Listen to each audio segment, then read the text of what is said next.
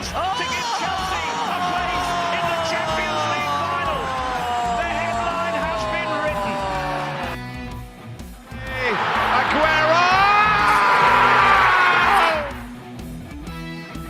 I swear you'll never see anything like this ever again.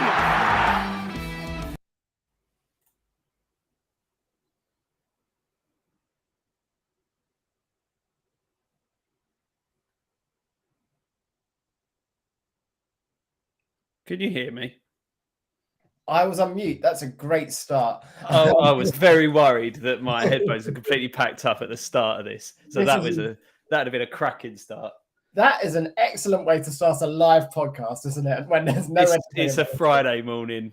No one wants to do anything. Friday morning. Was out for a few drinks last night. It's clearly only going to go uphill from here. So let's try that again. Hello, everyone. Welcome to season 2, episode 39 of the Big at the Back podcast. Matt, how are you? Better than you, by the sounds of it. Yeah, like I say, it's Friday morning. It's been I just feel like the weeks are flying by at the moment. So, like, you blink and then another week's done. And, like, we fucked up. Well, I fucked up with the podcast this week because I went out drunk on Tuesday. And then you were in the office. And, yeah, so it's a late one. So we thought we'd go live and make it a little bit different. So I'm not too bad. How are you?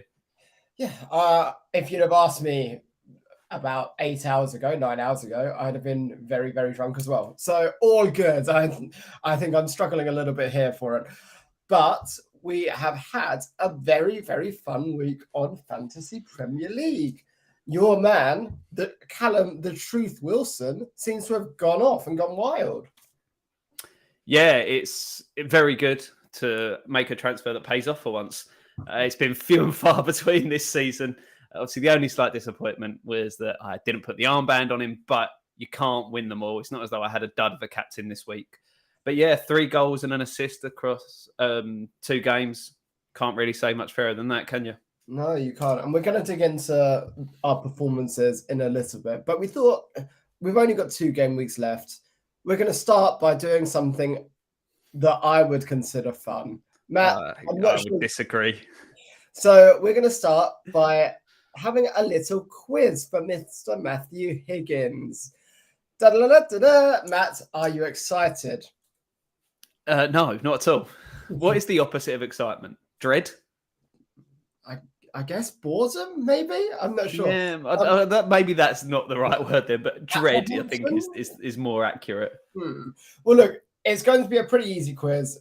Multiple choice. Don't say that, because that was going to make it even worse when I get none right. It's going to be really easy. An idiot could get 10 out of 10. So there's going to be 10 questions. I'm going to give you player A and player B. And each time you're going to have to tell me who has got more fantasy football points or fantasy Premier League points so far this season. So player A or player B. Now, I put this together on Tuesday before the Newcastle Brighton game. So when we were meant to do the podcast, remember that? No, don't recall. So this is as of Tuesday. So any Newcastle and Brighton players, be aware of that. It's missing that last game. Okay. So are you ready, Matt? As ready as I'll ever be. Awesome. So question 1. Who has more points on FPL this year? Mitoma or Barnes? Oh, I feel like that's a softball to set me up, but like, how could Mitoma have possibly had fewer points than Barnes? I know Barnes has been all right, but like the first half of the season, he was a little bit better and probably got more in the first half of the season than Mitoma, but Mitoma really kicked on post World Cup. So I'm going to have to go with Mitoma. It's a good answer because Mitoma has 128 points, but it's not the right answer because Barnes has 130. That's disgusting. It's disgusting, I know. And what makes that even more jammy is that I think Mitoma now has 131. Well, what would he have got? Didn't he get 3 yesterday? Oh, no, he would have got 2. So they would be on even points, essentially. But this is true as of Tuesday, so therefore Barnes has more FPL points. So yeah, they're both on 130 now. as of Tuesday. And even then, Mitoma still doesn't have more. Question 2. You should get this one because it's your man, Jared Bowen, or your other man, Dom Solanke. Don't call Dom Solanke my man. Bowen's had a poor season. Yeah, I'm going to go Solanke on this one. I just feel like he scored more goals. Bowen really has had a below par season, especially in terms of FPL. He's been slightly better in Europe. Bowen with 131 FPL points and Solanke with 127. Fucking hell. So, 0 for 2 so far. How has Bowen got more than Mitoma? That's actually a little bit sickening. I know like Mitoma's well cheaper, but... Well, Mitoma actually only really came to the fore in the build-up to the World Cup. He was on the bench for most of the time with the Potter at the beginning of the season. Likewise, Bowen has had big returns and big reads that have been few and far between, but they do add up. He also just plays every minute of every game, pretty much. Exactly. He's been on penalties for points as well. Solanke, at the moment, he's had a recent surge in form, but it's still very, very recent. Well, we're off to a flyer. 0 for 2. 0 for 2. We're going well so far. Question 3. Gabriel or Heung-min Son? Ooh. Defender versus midfielder here. It's not that's a tricky one. I mean, Son scored like 5 goals this season. It's not many more than that. He got a hat-trick and then not much else. I don't know what he's done in way of assists. Gabriel, he's been much more consistent. Arsenal, especially first half of the season, were fairly good defensively. But obviously attackers get more points, but I'm going to go for Gabriel. So Gabriel with 139 FPL points. Good call for defender. Heung-min Son with 141. Oh, so once again, Matthew Higgins, you are wrong. You've made this so close as well, like 2-point differences. This has been very, very close. And sticking with that theme, question 4: Trent Alexander-Arnold or KDB?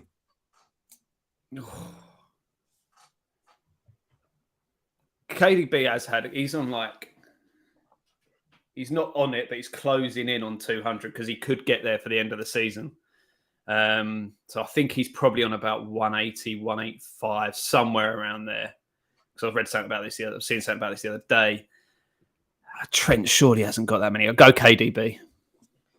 So you are bang on with KDB having 181 and Trent has 145. So you have got... I'm on the board. Right. You're on the board.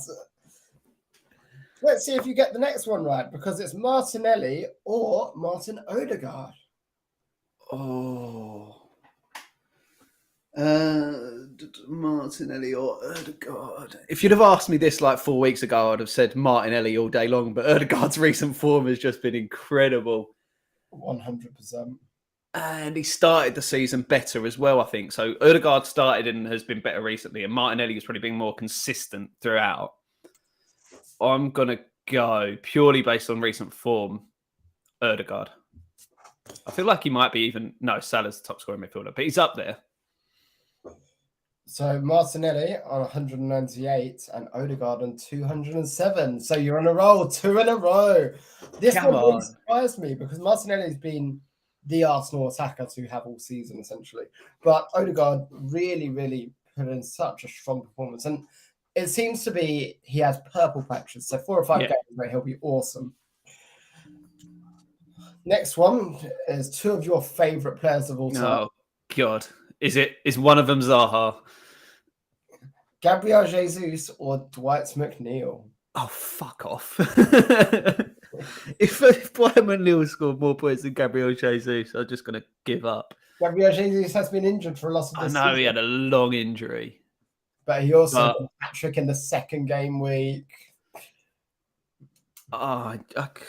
Surely not, though. Surely not. I feel like I'm going to say it because I feel like you've put it in there because of this. So I'm going to go for Dwight McNeil. So Dwight McNeil is on 121 points. Gabriel Jesus is on 112. So Oh, yes. you're 3 for 3. You've made a comeback. You're on a roll. Dwight Fucking McNeil hell. with more points That's than Gabriel impressive. Jesus. This one I thought to put in because I think it's a nice battle of the Arsenal goalkeepers, and that's Aaron Ramsdale versus Bernd Leno. Ooh, that's a cheeky one. Leno has actually had a pretty good season, to be fair. Obviously a lot more save points in general, but also they haven't been terrible defensively, so he would have picked up a fair few clean sheets. Ramsdale, again, like we've said about Gabriel, like the second half of the season, they haven't been as good defensively.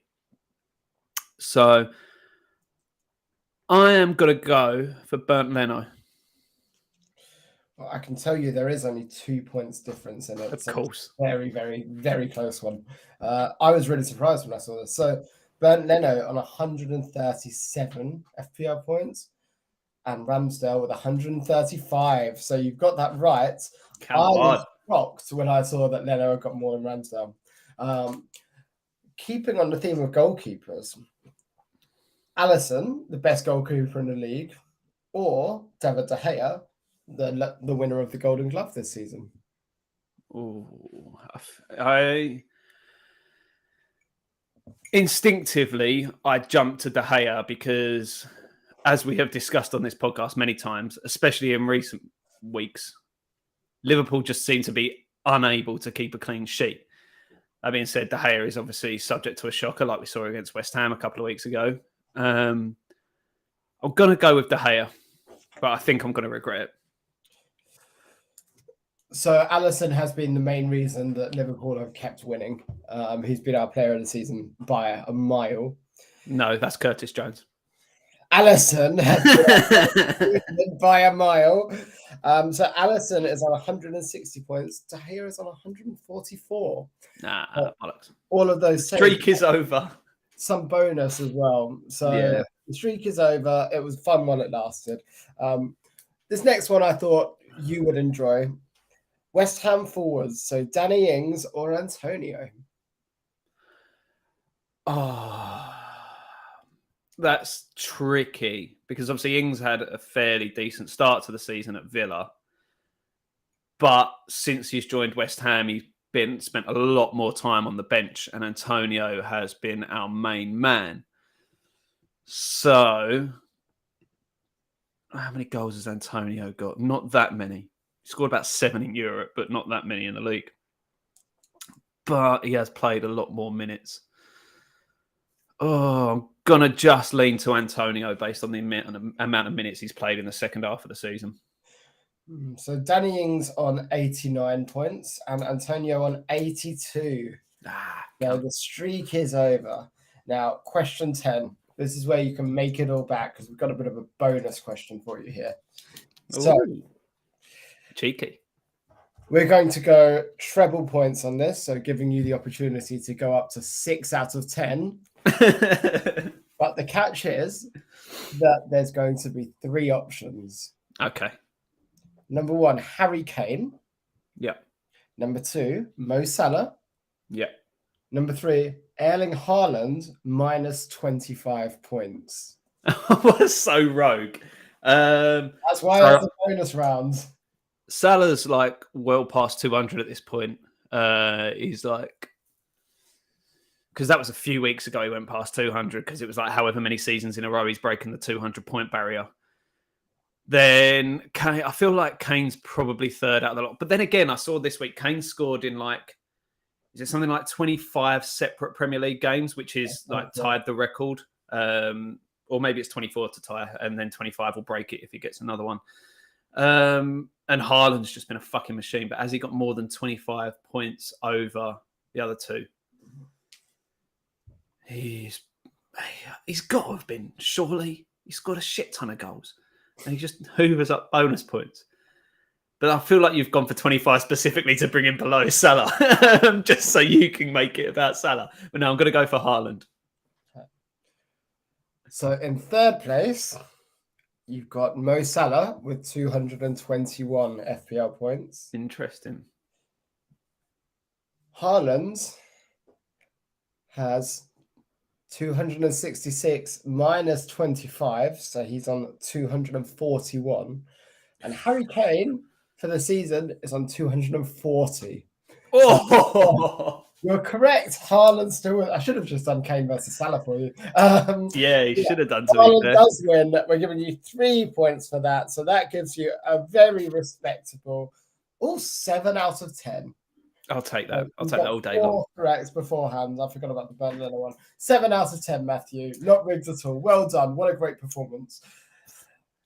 Shall Thank we you. talk about FPL teams now and what your weeks looks like? Yeah, let's do it.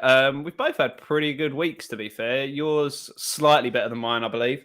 I just fell short with a 100-point mark with 97. So all of my defenders getting some sort of return. Defensive players still picked up 7, obviously in that clean sheet win over Arsenal, which was a bit of a surprise. And obviously that is the title race fully over. Dunk 6, Akanji 6, and Trippier 11. Thank God Kieran Trippier has finally done something. It's been a long time coming. My midfield was slightly disappointing. Martinelli with 1, McAllister with 3.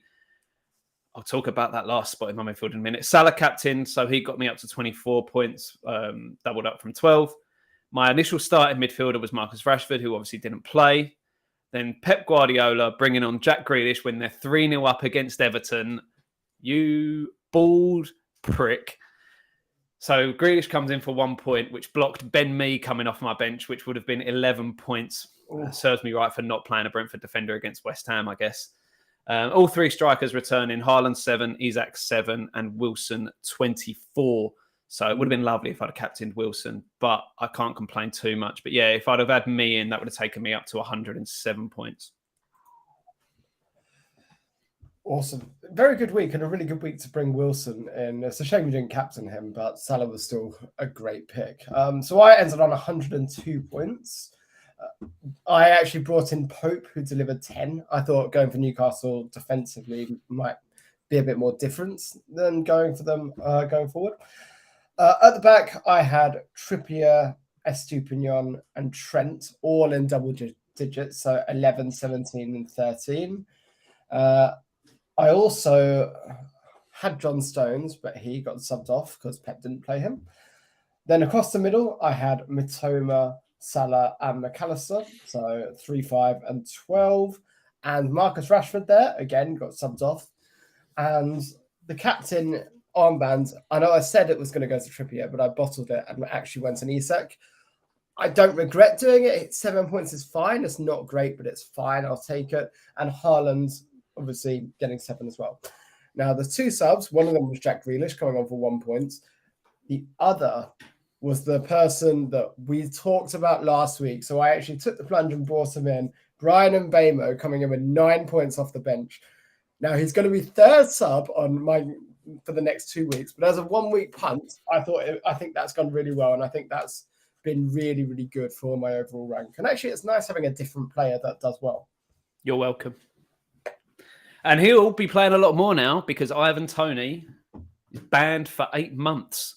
So, yeah, that's it feels a bit cheeky that he gets the summer off still. Like, kick the ban in from September. I mean, he would have the summer off regardless, but... Yeah, but like ban him for like 8 months worth of football, not have 2 months off in the summer. I, for one, cannot believe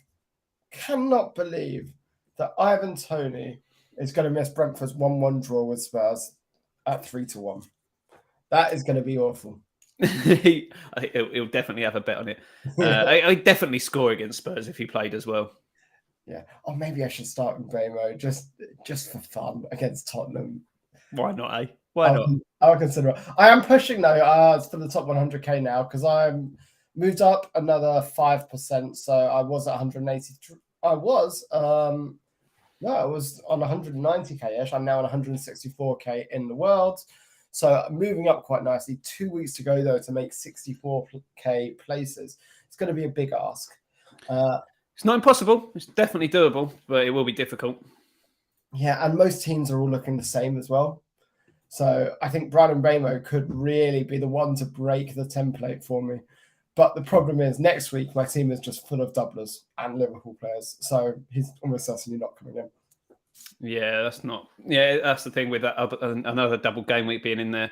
My rank's gone up from just inside 1.4 million to like 1.275. So made up at just over 120,000 places this week. So I'll take that. Annoyingly, gone down 2 places in my Curry League. Like after almost breaking 100 points, how can you go down 2 places? It's worth noting that you have also come last in our FPL draft league. So in my defense, I paid no attention to that for like 85% of the season. Overall, it's not been a good FPL year for you, but I think this week could be quite fun, but all teams are probably looking very, very similar. So I've got Pope in goal still. May swap him out for David De Gea on a -4, but I'm not really sure that's worth it. But then I've got Estupinian, Stones. I've transferred in Shaw for Dalot. Then I've got Matoma, Rashford, McAllister, Grealish, Haaland. So it's only Salah and Trent in my starting 11 that actually play a single game. So it could be a high scoring week, but I don't think ranks are going to move all that much. It's worth pointing out that in my Curry League this week, one of the people that went above me captained Wilson, but also 4 of the top 5 people in the league captained Wilson this week. And a couple of them had a Stupignon as well. So like pricks, aren't they? My favourite one was actually seeing someone having Rashford, Kepa and KDB all playing. Then on the bench, it was like coming in for Kepa was David Raya with 9 points. Coming in for Rashford was Estupinian with 17 points. And I think there was one other as well that came off the bench. Loads and loads of points. And it's like, wow, that's probably, that's very impressive. Hello, Mr. Dude. So looking towards the next week, what's your lineup looking like? How are you positioning yourself? So my current 11 without any transfers is still in goal. Obviously, he's got the double, which includes Southampton. So, I mean, an already relegated Southampton. Hopefully, they just don't give a fuck anymore, although they've played like they haven't for most of the season. Back 3 of Trippier, Akanji, and Dunk. So 2 doublers there. I'm hoping City, because obviously now they're through. The Champions League final isn't until the 10th of June, so they've got that time after the end of the season. And if they beat Chelsea, the league is over and done with. So I'm hoping they go out full strength. A midfield 4 of Salah, McAllister, Grealish, and Rashford. And then a front 3 of Isak, Haaland, and Wilson. That leaves on the bench Zinchenko, Martinelli, and me. I think Zinchenko is going to be coming out. It looks like he's out for the rest of the season. Yeah. So that would be an easy way to get like Shaw in potentially, or someone that's going to be doubling. So probably a Man United defender, Shaw or Dalot. Yeah, I think Shaw is just a really good move in this week. On that, we've actually had a question from someone in the YouTube comments. So should I transfer out Dalot for Shaw or Isak for Alvarez? Both could be good, and from -4, I don't hate it. Isak is playing against Leicester, though, and Leicester are terrible defensively, whereas Dalot is almost certainly not going to play or not going to be first choice in a back 4, where Wan-Bissaka seems to be the preferred pick. God knows why. Dalot is better. But at the moment, Dalot is not getting minutes, so Dalot to Shaw seems like the obvious move. Whether you also go Isak to Alvarez depends on whether you think you can predict Pep Guardiola. Matt, what's your thoughts on it? It's a risky one, isn't it? You'd think Alvarez would get some game time over a double game week. So will he make up 4 points over Isak? I would say maybe not. I would probably stick with Isak. Leicester look abject at the moment. So that being said, I know nothing. So as we can see from my rank so far this year. But if it was down to me, I would just go Dalot to Shaw. Yeah, I think Dalot to Shaw is an easy yes, because if Shaw starts both games, Dalot doesn't, you're making the 4 points straight away. Alvarez, I'm just thinking Chelsea at home. City are going to win the league against Chelsea at home. So KDB is definitely going to start in that match, which means Alvarez probably isn't. If by some freak of nature Chelsea get a result, then City will have to go and win the league away to Brighton, which means when Alvarez has been playing, he's typically been playing in that KDB role to give KDB a rest. But now KDB is back, I think his minutes are going to be very, very limited. He'll get some, but I'd probably stick with Isaac. Is there a scenario that we agree on something? Yeah. Is there a scenario, Matt, that you think KDB could be an option for this double? Or would you be thinking about moving Salah over to KDB? There's definitely an argument to be had for it. The only question is, I'm assuming most people at this point already have triple City. So you'd have to be moving, you'd have to be taking a -4 to make that happen. I can't see. I mean, are you tripled up on City at the moment? You've got Stones, Haaland, and Grealish, haven't you? That's right, yes. Yeah, so, and I'm a Kanji, Haaland, and Grealish. So I think a lot of people are already tripled up. If you haven't, I think it's a good move worth making. But it's obviously a very specific scenario. I'm getting flashbacks of double game week 37 last year when I didn't have KDB and he got 30 points in this game week. That was fantastic because I captained him.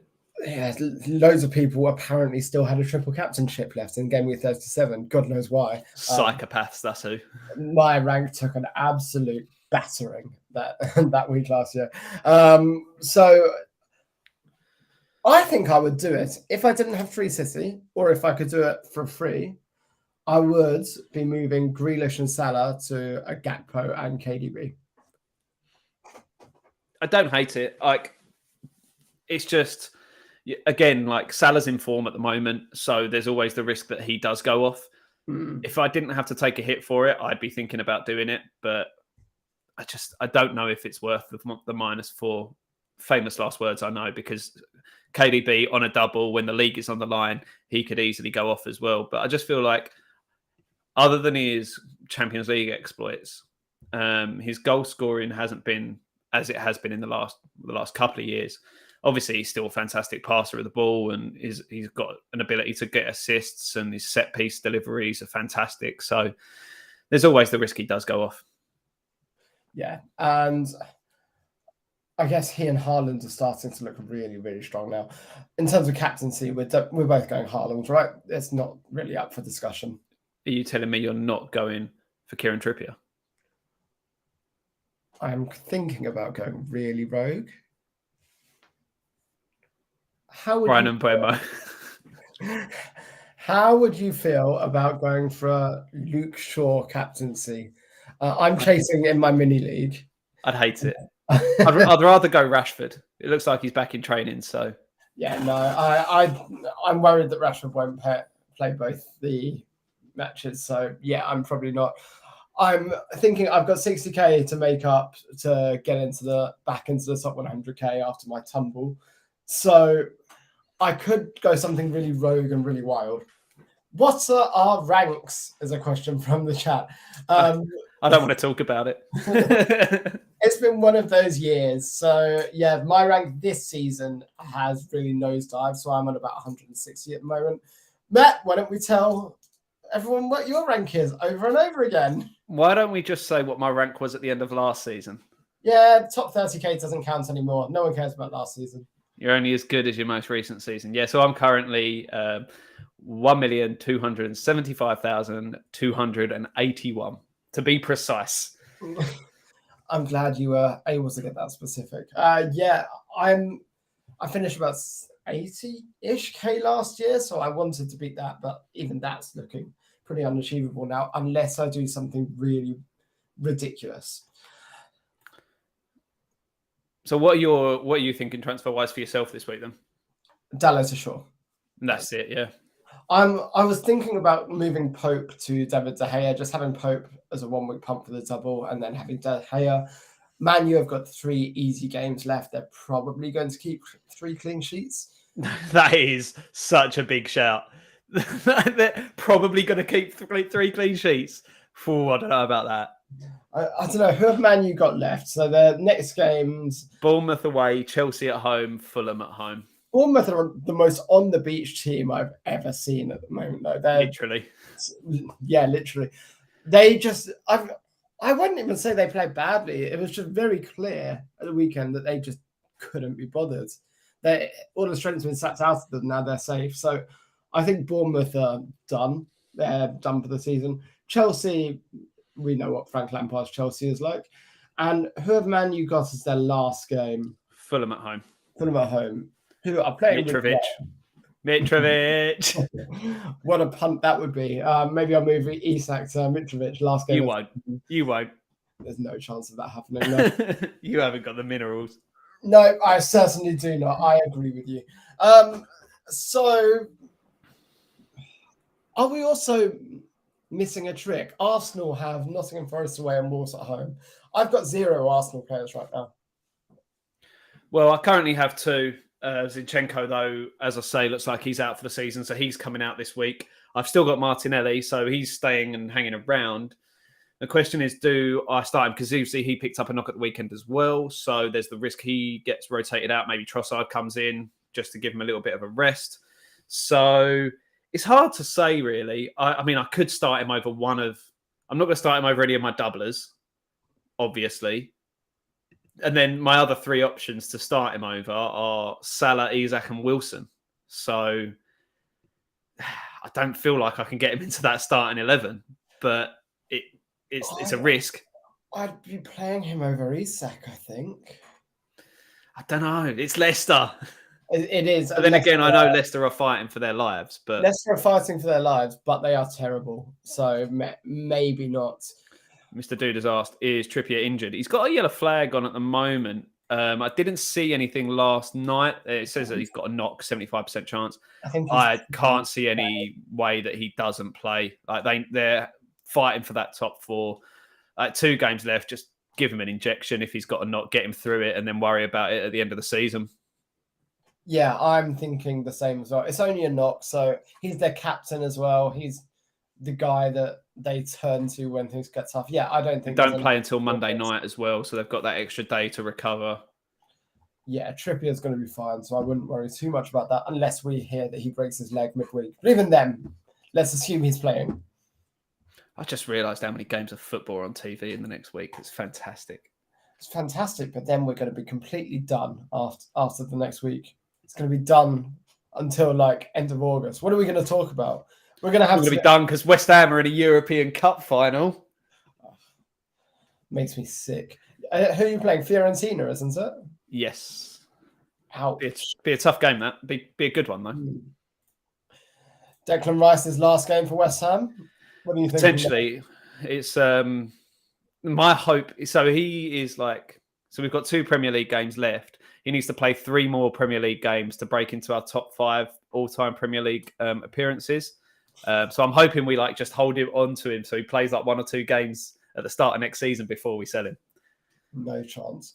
But it would be nice if his swan song is lifting a European trophy. I think it would be a very fitting way for him to end his West Ham career. Yeah. And then he'll go to Chelsea and never play because it's Chelsea. No, I don't think he'll go to Chelsea now. I don't know where he will end up, but we'll see. Hopefully we just get a lot of money for him. The only clubs that could realistically get him are Chelsea and Man United. Man City probably don't want him. Maybe as a Rodri replacement? Yeah, maybe not. The other options are... Obviously, Arsenal's the big rumour at the moment. Whether they'll pay enough for him is a big ask because obviously it's Arsenal. The other option is abroad somewhere. You never know. Abroad doesn't have the same kind of pull and money as the Premier League, so I don't think he'll be going anywhere. I think he's more likely to stay at West Ham, actually, than go abroad, because Real Madrid are probably the only ones that can afford him, and they're getting Bellingham. So Mr. Dude has asked, so between Shaw, Trippier, Isak and McAllister, who do you bench this week? I've got that conundrum, and I'm benching Isak. However, I don't like it, and that may change. I am playing the double game weeks. Just play the odds. You're more likely to get points from players with 2 games than you are with 1 game. So I think I don't like it, but I think it's the best course of action realistically. Yeah, I think probably it's too rogue to bench a doubler, but I honestly think that McAllister has the potential to get the lowest score out of those four. But he could also get a penalty, 2 games, and McAllister. Yeah, and he was rested in last night against Newcastle. So taking shots, and the first game is Southampton at home, I think it is. Like, if you could pick a perfect fixture to play, McAllister and Mitoma could do really well in that game. Yeah, I mean, I'm actually going to be in the same boat. Well, not exactly the same boat, but when I bring in Shaw for Zinchenko, I'm going to have to bench someone between Trippier, McAllister, Shaw, Isak, and Wilson, and that's a tough one. Yeah, that is very tough. It's going to be an interesting setup, isn't it? Yeah, I had a question for you. Go. And again, it comes back to the City debate.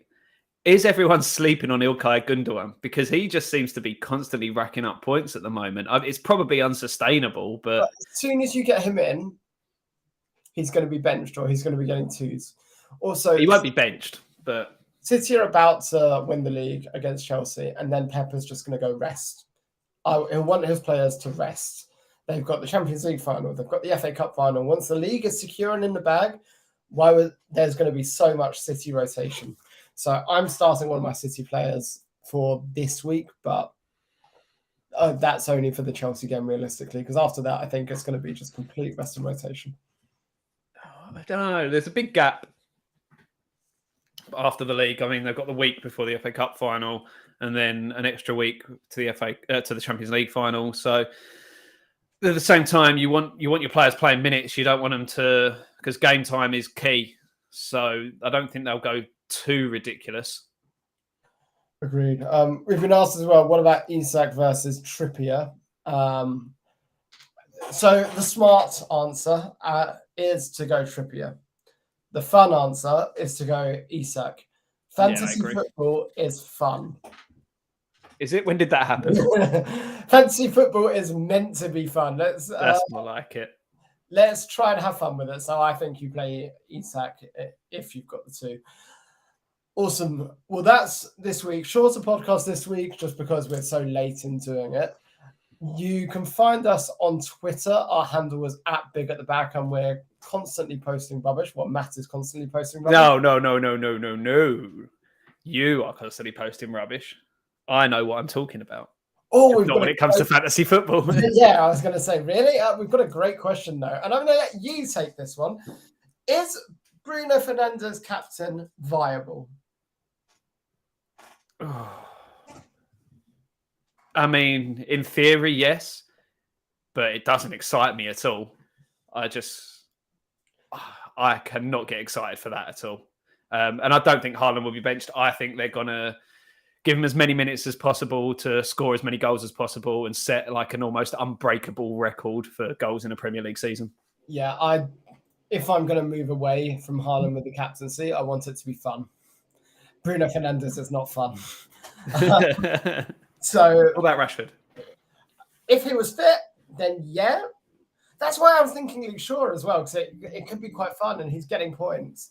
But yeah, no, not Bruno Fernandes isn't on the table for me.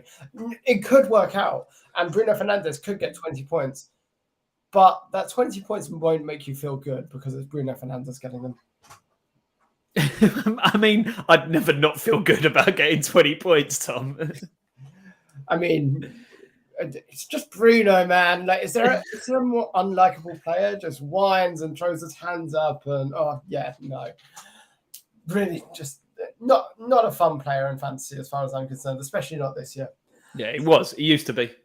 So, as I was saying, all of the bad stuff posted on Twitter is Matt's. So you can find us on Twitter @BigAtTheBack. Yeah, I'm @Higgins92. Tom is @TomMadden92. So come give us a follow as well. Thanks for listening. I hope you have a good weekend. Like I say, another double game week. So it goes right through to Thursday next week. So you've got plenty of football between now and then. Thanks, Mr. Dude, for your questions. Really appreciate that. Thanks for getting involved. So yeah, over to you, Tom. Send us home. Awesome. Well, look, loads and loads of football to play. Go and have fun. We're at the tail end of the season. Whatever your rank is, just at this point, we've given up, so you can as well. Go and have fun with it, and we will speak to you earlier next week. Have a good game week, guys.